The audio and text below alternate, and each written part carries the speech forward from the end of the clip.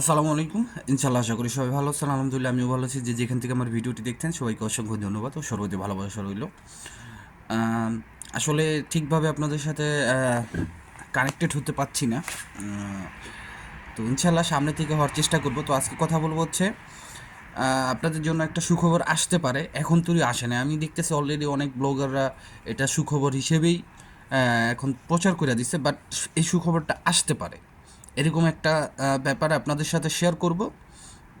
তারপর আপনাদের সাদা পাসপোর্টের যেই বিষয়টা, এখন একটা যেরকম শিফাত ভাই একটা ভিডিও ছাড়ছে, এই ভিডিওর উপরে একটু মন্তব্য করব। আর আপনাদের গতকালকে আমি ভুলেই গেছিলাম ভিডিও করার সময় যে আপনাদের যে সার্টিফিকেট জমা দিচ্ছেন, অভিজ্ঞতার সার্টিফিকেট, সেটার বিষয়ে এবং অ্যাপয়েন্টমেন্টের বিষয়ে কথা বলবো ছোট করে ভিডিওটা। তো আপনারা সবাই ইনশাআল্লাহ ভিডিওটা দেখবেন আর চেষ্টা করবেন শেয়ার করার জন্য।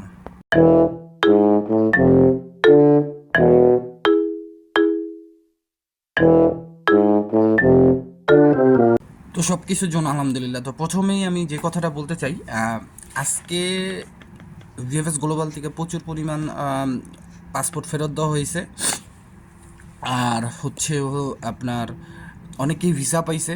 তো আসলে আমি আপনাদের প্রথমত যে বিষয়টা বলতে চাই, যে 1,10,000, আপনারা জানেন ইতিমধ্যে নভেম্বরে কিন্তু একটা প্রি কম্পিলাতা মানে আপনার ফর্ম ফিল আপ হয়ে গেছে, যেটার ক্লিকড হচ্ছে ফেব্রুয়ারি মাসে।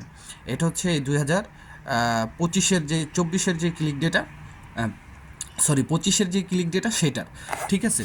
তো সেটার ক্লিক ডে হবে ফেব্রুয়ারিতে। তো এটাকে 100% কোটার ভিতরে 70% এখন হবে, 30% ছিল বাকি জুলাই অথবা আগস্টে। তো সেইখানে সিনেট মানে এইখানের যে সিনেটে যে আমাদের যেমন সংসদে পাশ হয় এরকম বিল পাশ হয়, তো এরকম সিনেটে এইগুলা কথা হয়েছে যে আরও 1,10,000 কর্মী তারা যোগ করবে এর সাথে আরও 1,10,000 কর্মী তারা যোগ করবে। কোন কোন খাতে? কৃষিখাত, তারপর আপনার যে আবাসিক হোটেলগুলো আছে, আবার অন্য কোনো মাইন্ডে নেবেন না। আবাসিক হোটেল বলতে যে ট্যুরিস্ট পয়েন্টগুলো আছে, ট্যুরিস্ট হোটেলগুলো, রেস্টুরেন্টগুলো, সেগুলাতে, ঠিক আছে। তো সেইগুলাতে তারা এই কর্মীগুলো বাড়াবে। এটা সিনেটে এটা নিয়ে আলোচনা হয়েছে। তো এখানে দ্বিমত থাকতেই পারে।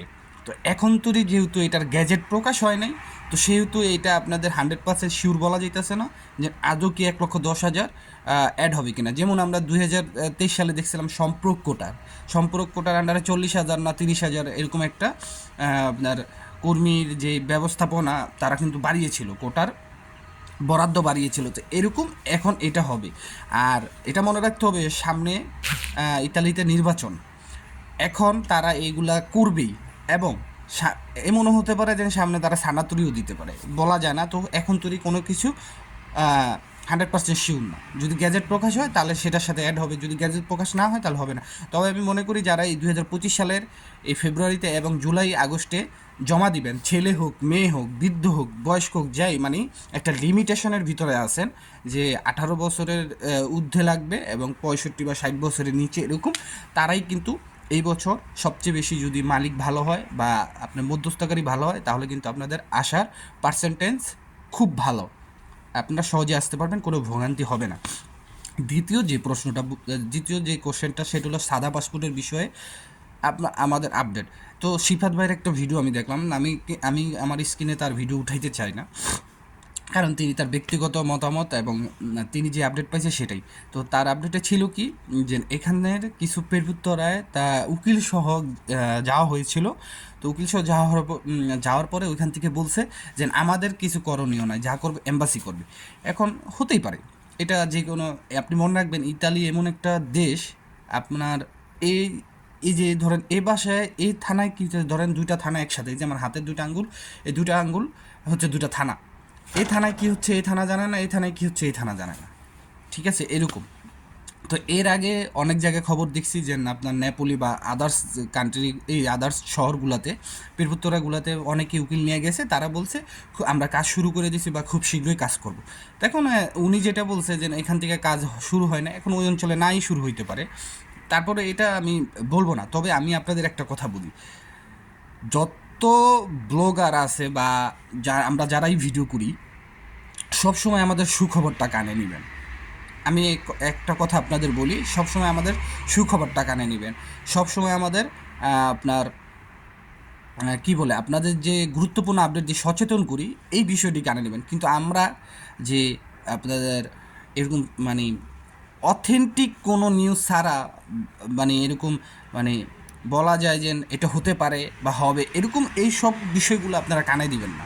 কারণ যারা ভিডিও করে তারা কিন্তু কেউ ভিএফএস গ্লোবালে কাজ করে না, তারা কিন্তু কেউ ইতালি গভর্নমেন্টে কাজ করে, তারা কিন্তু কেউ ইতালি অ্যাম্বাসিতে কাজ করে না বাংলাদেশে। সো তাদের কোনো ধরনের কথা আপনারা 100% বিলিভ করতে পারেন না, ঠিক আছে?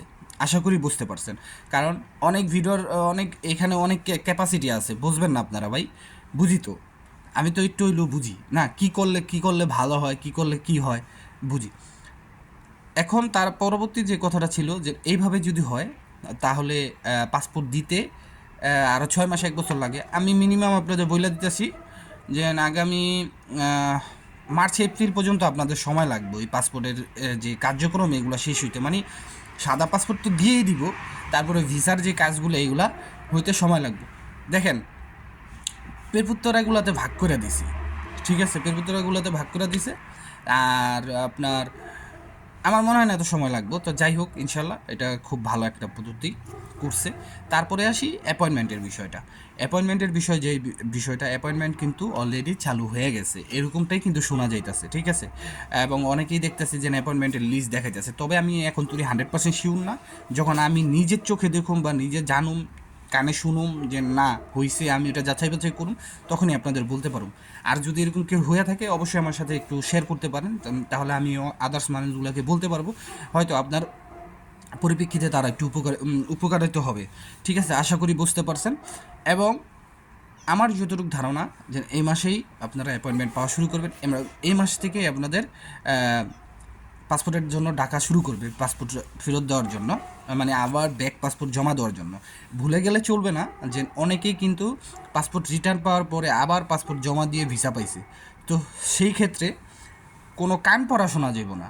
হ্যাঁ, কান আছে, আপনি কান দিয়ে শুনবেন, চোখ আছে চোখ দিয়ে দেখবেন, তারপরে নিজে ওই বিষয়টার উপরে আমল করেন, ওই বিষয়টা নিয়ে আপনারা নিজেরা জাস্টিফাই করেন। না, যদি অন্যের কথা শুন না, আমার কথা শুন না, নিজের মনে করেন হাত পোছা কেটালান, নিজের কানের দিকে না দেখা যায় যে সিলে কান লেগেছে মনে হয়, তাহলে তো হইব না। আপনাদের কাজ কি? স্টেপ মাইসে যেটা বলছে যেন আপনারা দেখেন, ওইভাবে দেখেন। যদি হয় তো ওয়েট করেন। তারপরে আরেকটা কাজ কি, আপনাদের মধ্যস্থতাকারীর সাথে কথা বলেন, মালিকের সাথে কথা বলেন, তাহলেই হয়, ভিসা পাবেন। যদি লিগ্যাল থাকে ভিসা পাবেন। ওই যে আমি একটা কথাই বলি, ক্ষমতা আমার হাতে, আমার কোনো জবাবদিহিতা নাই। যদি কেউ চায় আমি জবাবদিহিতা দিতে পারব। তো কেন আমার ঝুলাই রাখনের দরকার আছে? আমার তো ইনকাম হইতেছে না। আমার কি হইতেছে? আরও লস হইতেছে। আমার কি হইতেছে? আমার সম্মান কমতেছে। বোঝা লাগবে তো। সেম এম্বাসির বিষয়টা বুঝলাম, সেম ইতালির কথাও বললাম, তারা কিন্তু একবারে সব বাতিল করে দিতে পারতো, দেয় নাই কী জন্য? কারণ তারা জানে এখানে লিগ্যাল কিছু কাগজ আছে, লিগ্যাল মালিকও আছে। সো তাদের ভিসা দিতে হবে। হয়তো খুব শীঘ্রই তারা দেখেন, যখন এই জিনিসটা একটা ধাপে না হয়, তখন যখন আরেকটা ধাপে নেয়, কী জন্য নেয়? যে না, এই ধাপটার থেকে ওই ধাপটা হয়তো বা ভালোভাবে হবে, তাড়াতাড়ি হবে, এরকমটার জন্যই কিন্তু ওই ধাপে নেয়। আশা করি বুঝতে পারছেন। তো সে পর্যন্ত ওয়েট করতে হবে। এখন অনেকেই মেসেজে গালাগালি করতে পারেন, অনেকেই বলতে পারেন মিয়া 1.5 বছর 2 বছর ধরে ওয়েট করি, মাইয়ারাই আমার পর্যন্ত এই কথা বলে। তো যাই হোক, এখন তো কিছু করার নাই। আপনি তো অ্যাম্বাসিরে গালাগালি করতে পারেন না। আপনি গালাগালি করবেন সেই সমস্ত লোককে যারা ফেক কাগজ দিছে, যান তাদেরকে ধরে ধরে গালাগালি করেন, তাদেরকে ধরে ধরে পানিশমেন্ট দেন। আমাদের না ভাই, আমরা তো আপনাদের হেল্প করতে আইছি, বা আমরা আপনাদের নিউজ দিতেছি। তো আমাদের গালাগালি করলে এটা অনর্থক একদম। আশা করি বুঝছেন।